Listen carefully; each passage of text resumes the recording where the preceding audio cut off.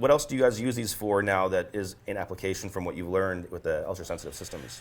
So it's interesting, from a cannabis perspective, we've got the butane extraction, the ethanol extraction, chromatography, and of course short path distillation. These systems have been used on white film distillations as well. We haven't yet gone into solvent recovery, but that might be a very interesting next phase of the application. By the way, we're talking about all this way of being able to understand what the molecules are as they flow through.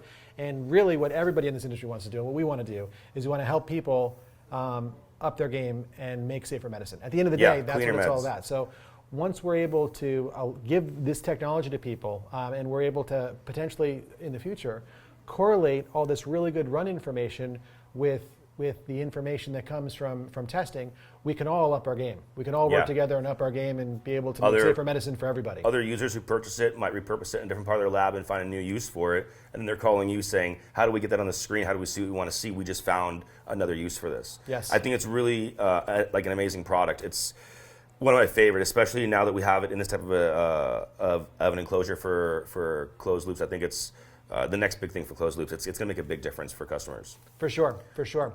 And to further answer your question, there's things that I can't talk about because we have these R&D relationships with customers that we hold very dear. But people are coming to us every day. They're like, hey, we want to do it this way. Can you help us? Yes. And sometimes the answer is yes, and sometimes the answer is, I don't know if it fluoresces. Let's try it.